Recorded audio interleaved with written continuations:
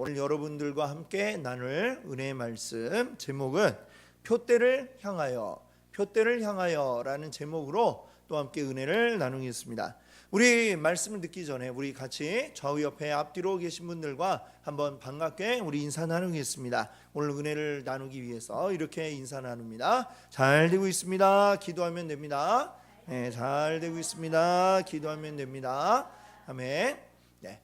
오늘도 우리 기도하기 위해 모이신 우리 성도님들 위해 또 하나님께서 풍성한 은혜 베푸실 줄 믿습니다.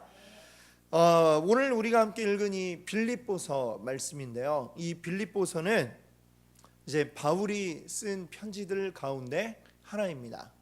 특별히 이 바울이 감옥에 갇혀 있는 동안 썼던 4편의 편지가 있는데 바로 에베소서, 빌립보서, 골로새서, 빌레몬서 요 4개의 편지가 이제 감옥에 갇혀 있는 동안 썼던 편지라고 이제 내용에도 보면 뭐 내가 갇혀 있을 때 뭐 이렇게 뭐 그런 이야기들이 나오고 있습니다. 자, 그러면 이 빌립보는 어디에 있는 교회인가? 이 빌립보 지역은 사도행전을 보게 되면 바울이 2차 전도 여행을 할 때 바울이 원래는 이 에베소 지역을 향해 가려고 마음을 먹고 가는데 성령님이 자꾸 그것을 못 가게 막고 자꾸만 다른 길로 가도록 이끄셨어요. 이 바울이 왜 이럴까 하면서 가다 보니까 이제 결국에는 무엇을 보게 됐냐면 이제 바다 끝, 말하자면 아시아에서 이제 마지막 지금의 터키 그 맨 서쪽 해안 쪽에 이제 이르러서 꿈을 꾸게 되는데 그 바다 건너편, 지금도 이제 터키 가보면 바다 건너에 이제 그리스가 보이거든요. 거기 그 그리스 사람이 이제 마게도냐죠. 그때로서는 이제 마게도냐 지역인데 그 사람이 이제 바울의 꿈에 나타나서 얼른 여기로 와서 우리를 도와주세요. 이렇게 얘기를 하는 이제 환상을 보게 된 거죠.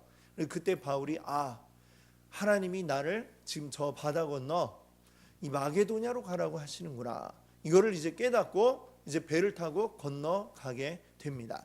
그래서 이제 복음이 아시아 지역에서 이제 유럽으로 건너가는 그런 역사적인 일이 벌어지는데 그때 건너가서 이제 가장 먼저 복음을 전했던 데가 어디냐면 바로 빌립보입니다. 빌립보. 마게도냐에서도 아주 큰 성읍인 빌립보에 가서 바울이 복음을 전했죠.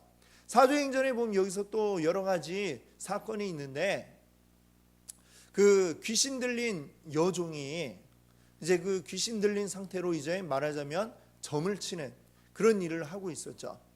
그 아이가 계속해서 바울의 뒤를 쫓아오면서 막 뭐라고 하고 막 이러니까 바울이 그냥 이렇게 무시하고 가고 하는데도 계속 쫓아오니까 그래서 그냥 예수 그리스도 이름으로 명해서 그 귀신을 쫓아내 버렸습니다.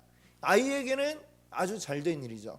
그런데 그 아이로 하여금 점치게 하고 이제 복채를 이제 뜯어가던 그 주인, 종이었기 때문에 그 주인은 갑자기 돈줄이 끊어졌잖아요. 그래가지고 그냥 막 이렇게 거짓 탄원을 해가지고 바울을 감옥에 갇히게 하는 그 일이 있었죠. 사도행전 16장에 그래갖고 바울이 감옥에 갇히죠. 바울에 갇혔다가 막 거기서도 기도하고 또 막 찬송 부르고 그러면서 이제 잠을 청하는데 거기에서 이제 어떤 일이 벌어졌어요? 막 지진이 나고 옥문이 열리고 그때 간수가 확 들어와갖고 보니까 옥문이 다 열려가지고 이제 다 도망갔구나. 내 이제 인생은 끝났구나 하고 그냥 죽으려고 하는데 바울이 그때 내가 여기 있습니다. 도망 안 가고 있습니다 하면서 얘기를 했죠. 너무 고마워서 제가 어떻게 하면 될까요? 그랬더니 주 예수를 믿으라. 그리하면 너와 내 집이 구원을 얻으리라. 이 말씀이 이제 거기서 나오는 거죠. 그래가지고 이제 그 사람과 그 가족들이 다 믿게 되므로 이제 유럽에서 바로 이 빌립보의 첫 번째 이제 믿는 이제 한 가정이 이제 전도되게 되는 그 일이 사도행전 16장에 나오는데 거기가 바로 빌립보다라고 하는 겁니다. 자, 오늘 이 빌립보 지역에 지금 바울이 로마 감옥에 갇혀 있으면서 편지를 씁니다. 자, 어떤 편지를 쓰느냐? 편지 앞에 이제 보면 1장과 2장을 보면 이 빌립보서에 아주 많이 나오는 말이 있어요. 기쁨이라는 말이 많이 나옵니다. 오늘 우리가 읽은 3장에도 보면 1절에 기쁨이라는 말이 나오고 있는데 왜 이 기쁨을 이야기하느냐? 사실 뭐 바울의 형편이 기쁨을 이야기할 형편입니까? 지금 이 어디서 쓴 편지라고 그랬죠? 감옥에 갇혀 있는 상태입니다. 세상에서 가장 괴로운 게 뭐예요? 자유를 구속당하는 거죠.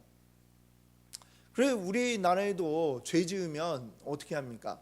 감옥에 가두잖아요.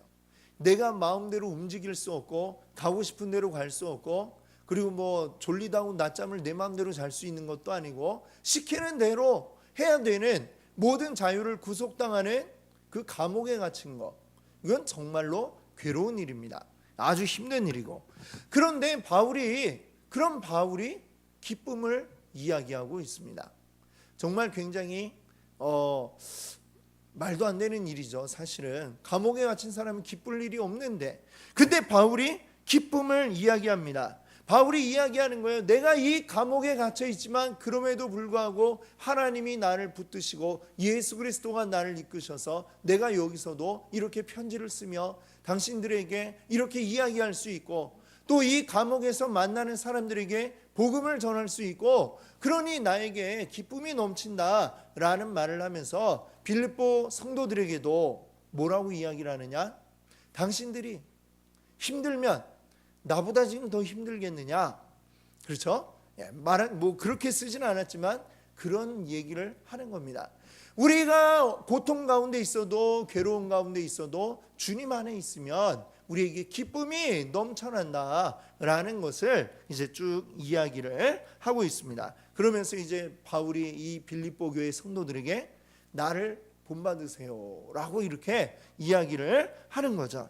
자, 이제 오늘 3장 말씀인데 3장 처음 시작하면서도 이제 기쁨에 대해서 이야기를 하지만 사실 우리가 그동안 바울이 썼던 이 여러 서신들을 볼 때에 바울에게 있어서 가장 그 중요한 문제, 바울이 다루었던 그의 서신마다 빠지지 않는 문제가 뭐냐면 바로 율법주의와의 싸움이었다라고 이렇게 이야기할 수가 있겠습니다. 오늘 여기도 이제 그와 관련한 내용들이 나오고 있어요. 바울은 그의 사명은 뭐냐면 이 복음을 올바르게 세우는 것입니다. 가짜 복음이 판치지 않도록 진짜 복음이 무엇인가, 이것을 제대로 정립을 하고 사람들이 그것을 온전히 깨닫고 진짜 복음을 사람들이 누릴 수 있도록 하는 게 이 바울의 정말 일생일대의 사명이었다라고 생각할 수 있죠. 자, 오늘 말씀도 보면 자 2절에 보세요. 2절에 보면 개들을 삼가라 이랬어요. 개들이 뭡니까? 사실 우리나라만 그런 게 아니고 미국에도 보니까 영어에도 욕이 개가 들어가는 이런 욕이 있더라고요. 그렇죠? 예, 우리나라에도 보통 이렇게 욕할 때 개를 집어넣어 가지고 욕을 하고 그럽니다. 사실 뭐 요즘 우리가 개를 얼마나 좋아해요, 요즘에. 그렇죠? 예, 보면은 이쁘고 귀엽고 사랑스럽고 또 아주 충직한 동물이고 그렇습니다만, 사실 개들이 요즘처럼 이렇게 집 안에 들어와서 사람하고 같이 침대에 뒹굴고 이렇게 된 게 그다지 오래된 일이 아닙니다. 예, 아주 최근에 와서야 이제 그렇게 되었죠. 그 이전에 개는 뭐예요? 그냥 다 밖에서 키우고 그냥 뭐 도둑이나 잡내, 때로는 그렇게 길들여지지 않은 개들은 야생에 이제 있는 아주 뭐 정말 옛날에 개를 누가 요즘같이 목욕시키고 미용을 시키고 그랬겠어요. 그렇죠?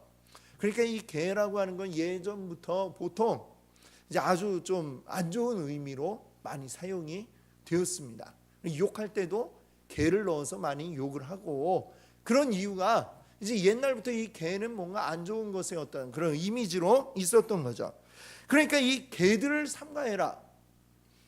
글쎄 우리말로 하면 개 같은 놈들을 피해라, 뭐 이런 의미도 될 수가 있겠어요. 그럼 그들은 누구냐? 그 뒤에 행악하는 자들이다라는 거죠. 악을 행하는 자들, 그들을 삼가라. 그러면 어떤 일을 하는 게 행악하는 것이냐? 몸을 상해하는 일을 삼가라. 몸을 상해하는 거에는 여러 가지가 있을 거예요. 이제 이방인들이 섬기는 종교 가운데도 이제 막 그 어떤 그 신 앞에 이제 제사를 드리고 할 때에 이방 신을 섬기는 자들은 어떻게 하냐면 막 그 사람의 감정을 극도로 막 끌어올리는 이런 행위를 하죠. 그래서 우리 엘리야, 구약의 엘리야 선지자가 바알 선지자 또 아세라 선지자들과 대결을 할 때에 바알 선지자, 아세라 선지자들이 막 기도해갖고 막 이걸 제물을 태워달라 하는데 막 안 되니까 그 다음엔 뭐래요? 막 자기 몸을 자해하는 그런 것들이 있죠. 그러니까 이 이방신을 섬기는 그런 행위를 할 때에도 이런 어떤 자기 몸에 가해를 상해를 끼치고 이런 일들이 이제 종종 있었습니다만, 그러나 중요한 거는 이 빌립보서에서 이야기하는 거는 그런 이방인들에 대한 이야기가 아니라 사실 이 교회 안에 있는 자들에 대한 이야기를 하고 있는 거예요. 그럼 교회 안에서 자기 몸을 상해하는 그 뭐가 있을까? 아마도 대표적인 거는 할례라고 이야기를 할 수가 있겠죠. 할례. 자, 그러면 이 할례는 무엇입니까? 할례를 행하는 자를 삼가라라는 얘기는 할례는 뭐의 상징이에요? 율법의 상징이다라고 이야기할 수가 있습니다. 즉, 이 율법을 따르기를 강요하는 자들, 율법을 따라야 된다라고 주장하는 자들이 이 교회 안에 들어와 있다라고 하는 것이고, 바울은 그것을 삼가라, 그것을 가까이 하지 말고 멀리해라 라고 이렇게 이야기를 하는 것입니다. 그것을 다른 말로 3절에서는 뭐라고 이제 표현을 하냐면 육체를 신뢰하는 것이다. 율법을 따르는 것은 우리가 육체를 신뢰하는 것이다 라고 이렇게 말하고 있습니다. 즉 율법을 따르는 것, 그들이 주장하는 것은 뭐냐면 우리가 구원을 어떻게 받습니까? 하나님이 기뻐할 일을 해야 된다.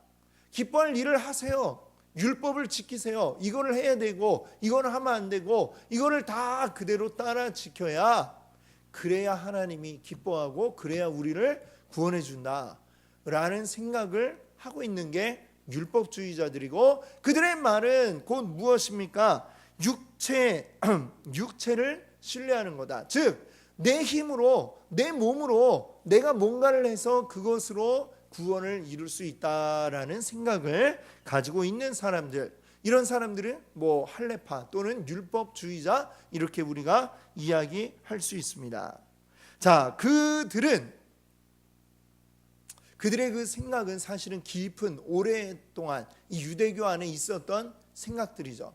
사실 구약 성경을 제대로 읽었다면 그런 생각을 할 수 없어야 정상일 텐데, 이 유대인들이 여러 가지 그 역사의 과정 속에서 이제 이러한 유대주의, 율법주의적인 형태가 언제 나타나기 시작했냐면 나라가 싹 망한 뒤에, 망했다가 바벨론에서 그들이 돌아왔을 때, 그때 그들이 이제 반성을 하는 거죠.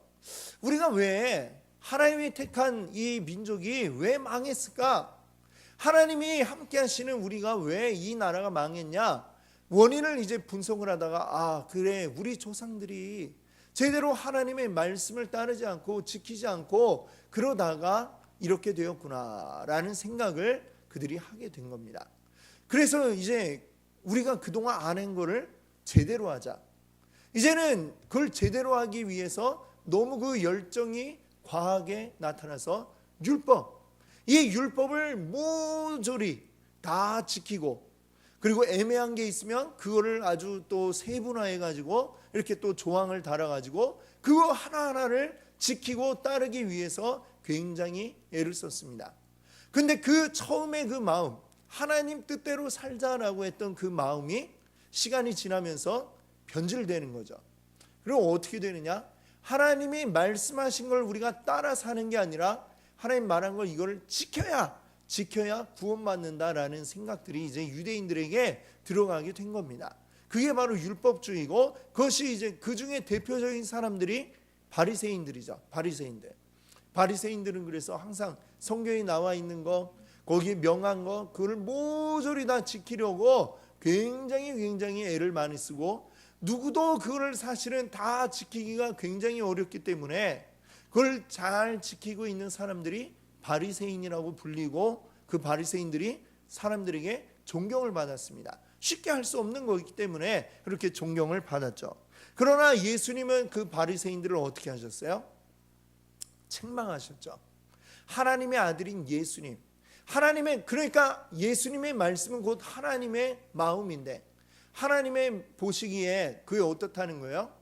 마음은 전혀 그렇지 않은데 모양만 이렇게 하나님을 따르려고 하는 그 모습들, 그리고 그것으로 결국 누구를 자랑하는 거예요?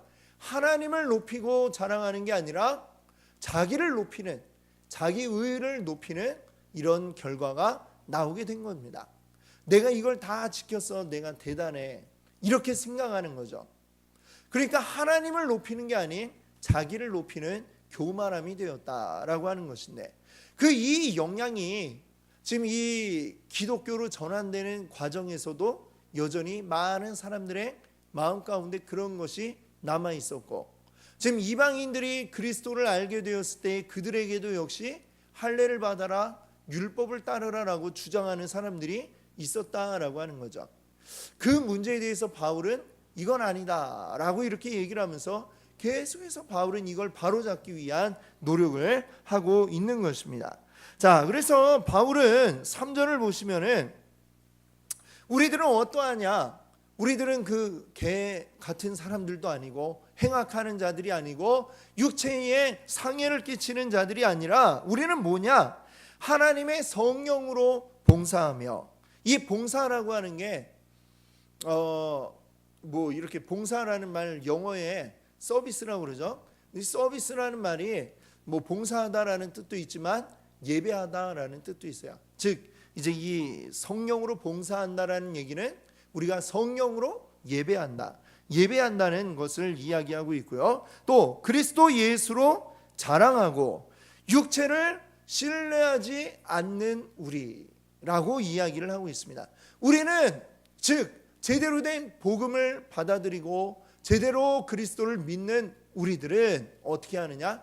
육체를 우리는 신뢰하지 않는다라는 말을 하고 있는 것입니다. 자, 육체를 신뢰하지 않는 우리가 사실은 진짜 할례파다라고 이렇게 얘기를 합니다.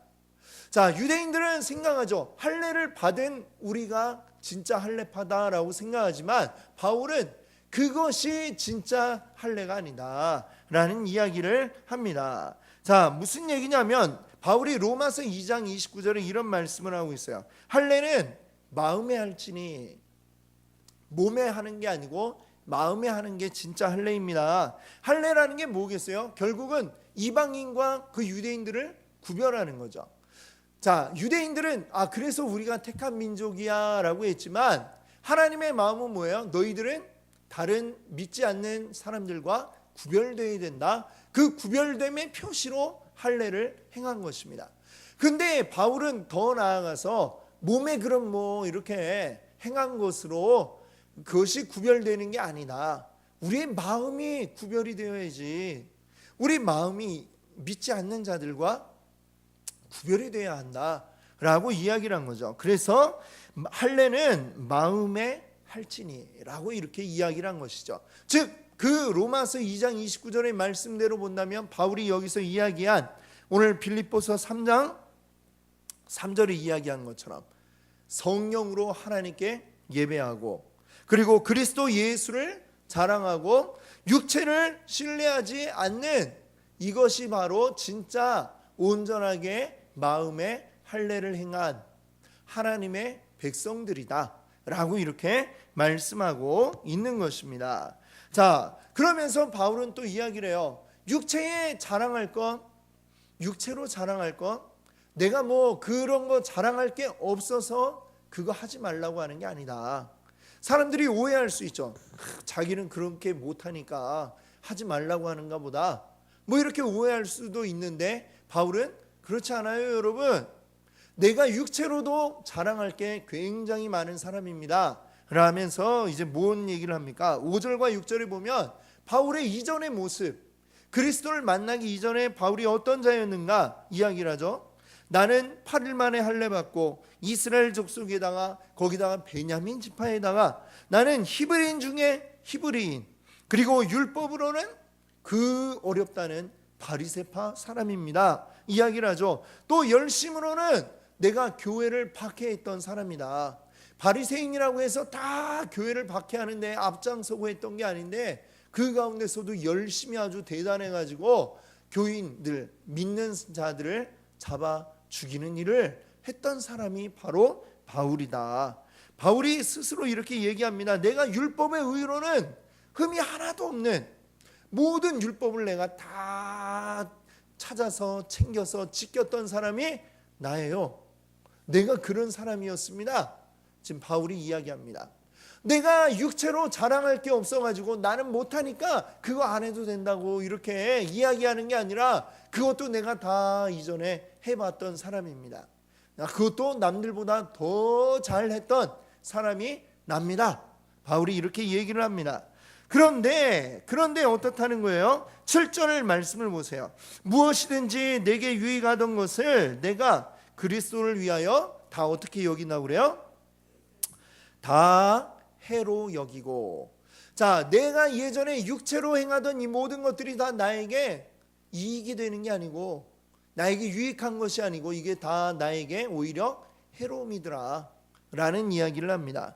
그래서 나는 이걸 뭘로 여기느냐, 8절에는 뭘로 여긴다고 그래요? 내가 이거를 배설물로 여겼다라고 했습니다. 배설물, 우리가 자주 쓰는 말로 바꾸어 얘기하면 똥으로 여겼다, 이 얘기를 하고 있는 거죠. 보기도 싫고 가까이 하기도 싫은 똥처럼 여겼습니다. 뭘요? 바울이 예전에 자랑 삼았던 자기 육체의 모든 자랑들을 내가 이제는 다 배설물로 여겨서 이제는 그런 것들을 나는 하지 않습니다. 그런 거 자랑하지 않습니다. 그런 거 전혀 신경 쓰지 않습니다 라고 이렇게 바울이 이야기하고 있습니다. 그 이유는 뭐예요? 8절에 이야기하고 있는데 8절 이 앞부분에 보세요. 이 모든 걸 해로 여기면 내 주 그리스도 예수를 아는 지식이 가장 고상하기 때문이라. 이전에는 내가 이 율법 지켰나 안 지켰나 이거 따지고 그걸 가지고 자랑하고 이게 최고인 줄 알았는데 진짜 알고 보니까 그건 아무것도 아니더라. 내가 예수 그리스도를 아는 게 최고인 줄 알았다라고 이야기를 하는 것이죠. 여러분, 예수님의 비유 가운데 보면 진주를 구하는 장사꾼의 이야기가 나오죠.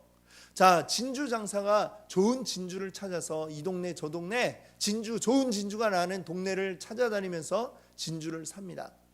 그러다가 어느 날은 다른 지금까지 본 적이 없는 굉장히 크고 아름다운 반짝반짝 빛나는 진주를 하나 발견합니다.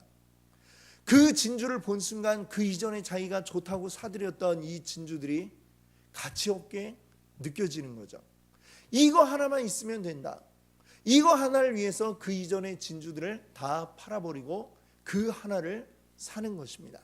그게 바로 진주 장사의 이야기인데 바울이 지금 바로 그러한 경험을 했다라고 하는 거죠. 내가 이전에는 율법을 따르고 율법을 지키고 그걸로 막 자랑스러워하고 그것도 남들에게 자랑하고 이게 최고인 줄 알았는데 알고 보니까 이거는 아무것도 아니었구나. 배설물 같은 거였구나. 이거 내가 좋아해서는 안 될, 그냥 빨리 치워버려야 될 배설물이었구나. 그거를 깨달았다는 것입니다. 너무나 좋은 것을 그가 발견했기 때문에 그게 바로 뭐라는 거야? 예수 그리스도를 아는 지식. 예수 그리스도가 어떤 분이시고 예수 그리스도가 우리를 위해서 하신 일이 무엇인가 이걸 알게 된 순간부터 다른 것들은 눈에 보이질 않고 그런 것들이 신경 쓸 여력이 없고 신경 쓰고 싶지도 않은 똥과 같이 여겼다라고 이렇게 바울은 이야기합니다. 자, 그것이 바로 무엇을 위해서이냐? 우리 8절 마지막 8절에 보시면 이렇게 이야기합니다.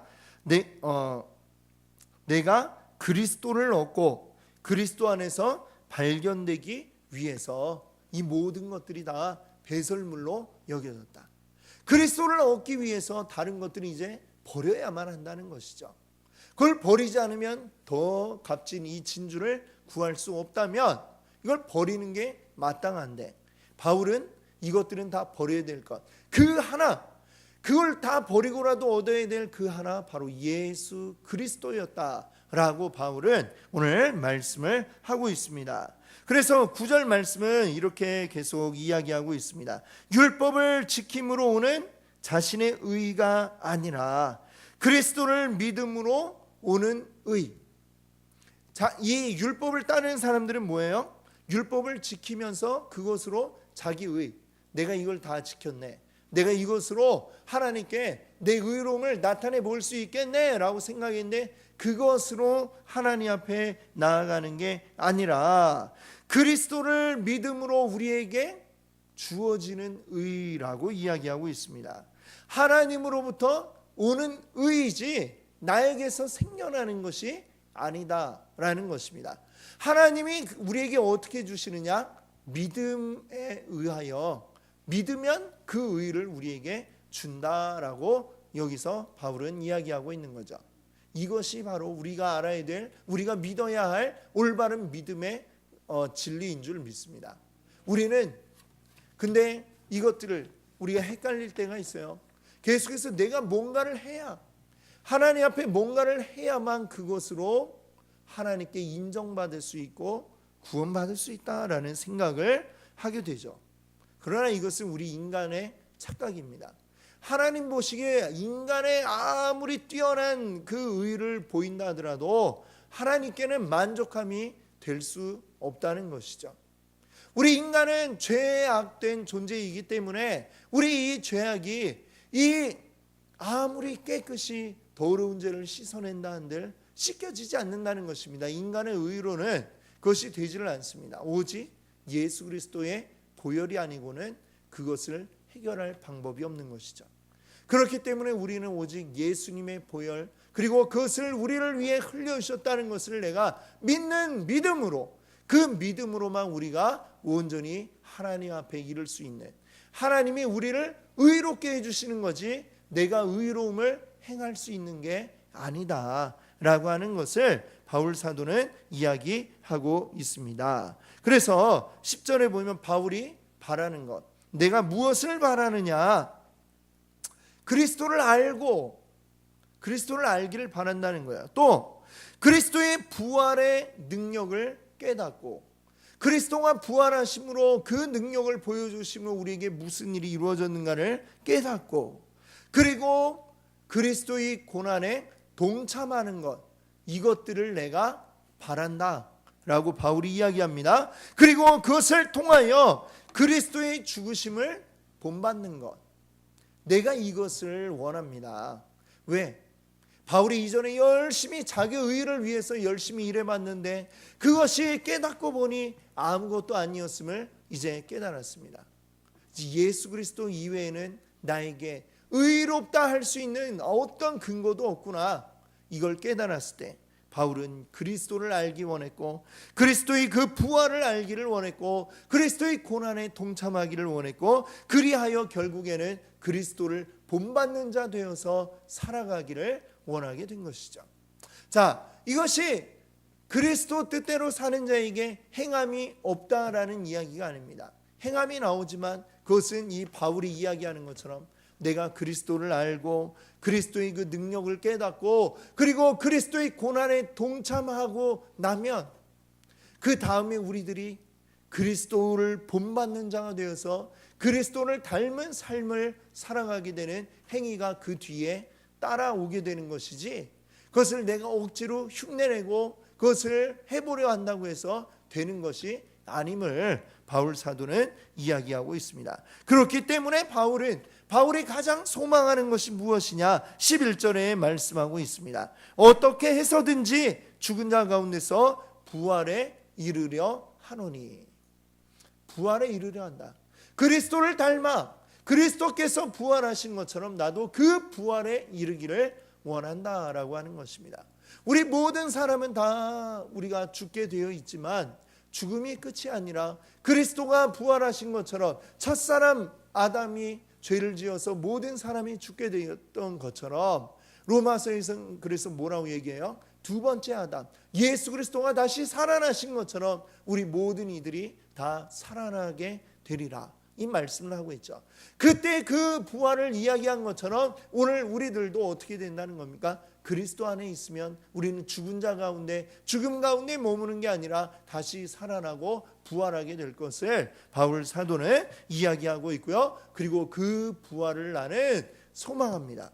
그 부활은 언제 일어나느냐? 우리 요한계시록 할 때 말씀드렸잖아요. 예수 그리스도가 다시 오실 때 모든 죽은 자들이 다 깨어나서, 그 다음에 우리 그 가운데 믿는 자들은 어찌 됩니까? 믿는 자들은 살아나 주님 앞에 나아가 하나님의 영광의 나라, 완성된 그 하나님의 나라를 함께 누리게 될 것이라고 말씀하였습니다. 그 날을 이제 바라보는 게 바울이다, 우리 믿는 성도다, 이렇게 말씀하고 있는 것입니다. 그렇기 때문에 이 바울은 이렇게 얘기하죠. 12절에 내가 이미 얻었다 함도 아니요 온전히 이루었다 함도 아니라. 무슨 얘기예요? 이 부활이 온전히 이루었다 이렇게 말하는 게 아니라는 거죠. 왜? 아직 부활 안 했잖아요, 바울이. 근데 이 부활이 결국은 뭘 이야기하는 겁니까? 우리의 완전한 구원을 이야기하는 것입니다. 자, 율법주의자들은 뭐라고 이야기를 하느냐? 우리 이미 구원받았어요. 구원받았어요. 이미 이루어진 걸로 이야기하고 끝내버려요. 오늘날의 구원파의 주장도 그와 같은 것들이죠. 구원받았습니까? 언제 몇 날 며칠에 구원받았습니까? 물론 어떤 계기가 된 사건들이 있는 날짜는 분명히 있겠지만 그렇게 우리의 구원을 쉽게 이야기할 수가 없다라고 하는 거죠.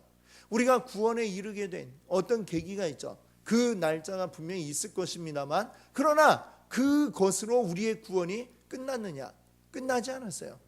그래서 바울은 이야기합니다. 다시 주님이 오실 그날에 완성될 그 부활, 구원에 대해서 이야기하죠. 그럼 과거에 우리의 구원을 받게 된 그 날이 있고, 근데 그게 끝이 아니라 그것은 시작이었다라는 거죠. 분명히 이거는 완성된 게 아니라 구원의 시작이었다라고 이야기를 하는 것입니다. 그리고 이것이 완성될 미래에, 우리 시간 개념으로는 미래에 이루어질 그 날이 또 올 것이다 라고 이야기하죠. 그러면 그 날이 올 때까지 우리는 지금 어떻게 하느냐? 지금 현재 우리의 구원을 이루어 간다 라고 이렇게 이야기합니다. 그래서 바로 앞에 빌립보서 2장 12절에 보면 뭐라고 얘기하고 있냐면, 뒷부분에 이렇게 얘기하죠. 두렵고 떨림으로 너희의 구원을 이루라. 이미 구원받은 사람들이 교회에 모여 있는데 무슨 뭘 이루라고 또 얘기하는 거예요. 그렇죠? 근데 바울은 그것은 우리의 구원의 시작이고 과거의 일이죠. 시작인데 그게 끝이 아닙니다, 여러분. 미래에 완성이 될 겁니다. 그러면 그 날까지 우리들은 어떻게 하느냐? 지금 현재 우리는 이 구원을 이루어 가야 합니다 라고 이렇게 이야기를 하였던 것입니다. 그 말씀을 받아서 3장에서도 계속해서 이야기하고 있는 것이죠. 그 바울에게 그 목표, 우리가 완전한 부활을 이루게 될, 완전한 구원을 이룰 그 날만 바라보고 바울은 달려간다. 그것이 나의 목표다. 그것이 나의 표대다라고 바울은 이야기합니다. 그래서 14절은 뭐라고 말씀해요? 표대를 향하여. 14절 한번 같이 읽어볼까요? 표대를 향하여 그리스도 예수 안에서 하나님이 위에서 부르신 부름의 상을 위하여 달려가노라. 그 마지막 그날, 마지막이라는 건 이 세상의 마지막이지 모든 것의 마지막이 아닙니다. 그러니까 또 말이 좀 어려운 것 같은데, 그러니까 지금 우리가 살고 있는 이 세상의 마지막인데 그 마지막은 또 다른 새로운 시작을 이야기하는 거죠. 완성된 하나님의 나라가 시작이 될 것이다 라는 것이고, 그리고 그 날을 바라보는 우리들은 오늘을 어떻게 살아가야 하느냐?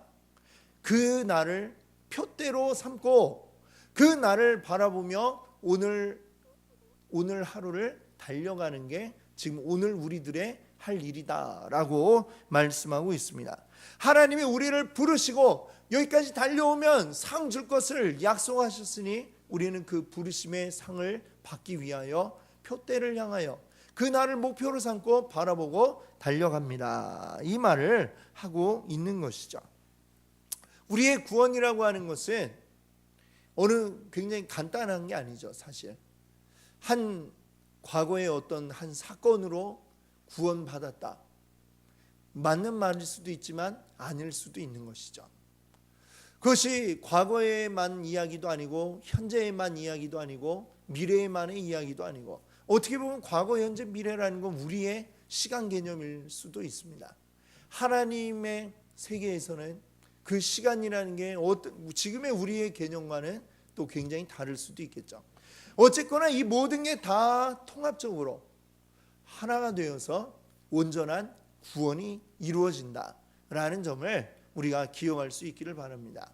그래서 오늘 우리들은 바울 사도와 같이 우리가 구원받은 자라는 것을 기억하고, 그리고 오늘 이제 미래에 완전하게 이루어질 그 구원을 소망하면서 표대를 삼아서 우린 그것을 바라보고 오늘 힘을 다하여 그곳으로 달려가는 게 바로 우리들의 해야 할 일인 줄 믿습니다.